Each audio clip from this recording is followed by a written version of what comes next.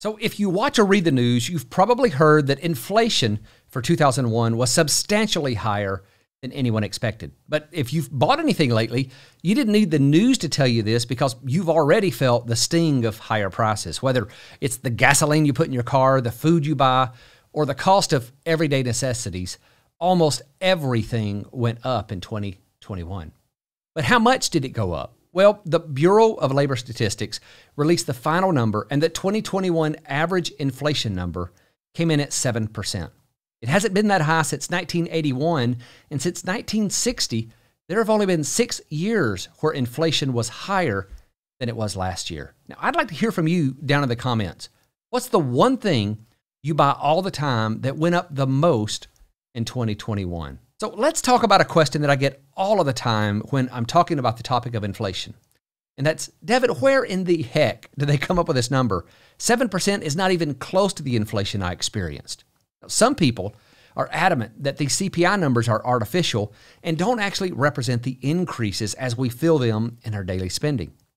They say that the indexes that measure inflation are flawed and built to ensure the reported numbers are lower than the actual numbers. So again, I want to hear from you in the comments down below. Do you think that the published information numbers line up with the inflation that you actually experienced? To figure out why the reported inflation numbers could be different than what we're actually experiencing, let's look at the construction of the inflation index. First, when they talk about inflation, they're generally talking about the CPI-U index. This is the consumer price index for all urban consumers. This measurement is meant to be a basket of goods and services that represent the day-to-day expenses of most of the consumers in the U.S.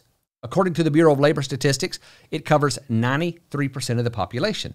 Now, if you're interested in the 7% that's not included, it's people who live in urban places where the surrounding population is less than 10,000, farm households, sorry, farmer friends, you're not included there, those living on military bases, in religious communities, and finally, those in mental hospitals or prisons. But everyone else is supposed to be included in the CPI-U. Now, in this basket of goods is approximately 80,000 different items. But not everything in this basket has the same weight when calculating the final numbers. This is understandable since the intent of the CPI-U is meant to measure how individuals actually experienced inflation on an overall basis. For example, most households don't spend as much on apparel as they do on housing. So when measuring the prices of this representative basket of goods, each of the categories are given a different weighting in the final calculation. So let's take a look at the most recent categories and how much of the index they account for. And these numbers have been rounded so we don't get this all cluttered up. First, we have food and beverages at 15%. Then we have housing at 42%. Apparel at 3%, transportation at 15%, medical care at 9%, recreation at 6%, education and communication at 7%, and then other goods and services at 3%.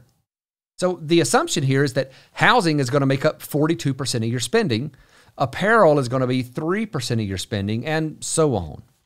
And inside each of these broad categories are lots of little subcategories. For example, within medical care, you have prescription drugs, non-prescription drugs, medical equipment, physician services, dental services, and several other little subcategories. So in all, this seems like a fairly comprehensive list of the products and services that we buy every day.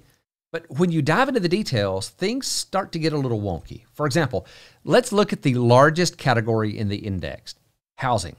Now, the assumption is that housing is going to be 42% of your spending.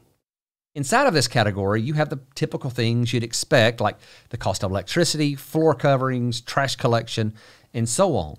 And as you go down through this list, you come to one category called shelter, which includes owner's equivalent rent of residences. It immediately stands out because it makes up 58% of the housing category. This means that if I did my math right, it's nearly 25% of the overall inflation index. And so I dove in to figure out what this meant. It seems that back in the early 80s, they stopped using sales data on housing to calculate the values of homes. Instead, they use a rent equivalency to establish their value. Their rationale is that they only want to recognize the service value of a home and not the investment value. Thus, the rental equivalent allows them to quantify the service value a home provides while ignoring the investment value. Now, to get this number, they ask a specific question, and this is it. If someone were to rent your home today, how much do you think it would rent for monthly, unfurnished, and without utilities? Homeowners' answer to that one question makes up 25% of the overall index. That's the single largest category in the index. Nothing else has that weight in the final inflation numbers. So let me ask you this. When's the last time you thought about how much you could rent your house for? If one of the surveyors asked me that today, I wouldn't have a clue. I'm not in the long-term rental space, and neither are the majority of homeowners. It's highly likely that I would throw out some ridiculously low number for the rental value on my house. And, I suppose I do kind of understand their reasoning for value in the shelter index like this, but it still just doesn't make sense. The spirit of an inflation index is to measure inflation. How much do things cost people? And if it's costing people more to get into a home, that should be recognized instead of acting like everyone rents their home. So the big question is, what impact did this have on the 2021 inflation index? Well, last year, the shelter category was only up 4.1%.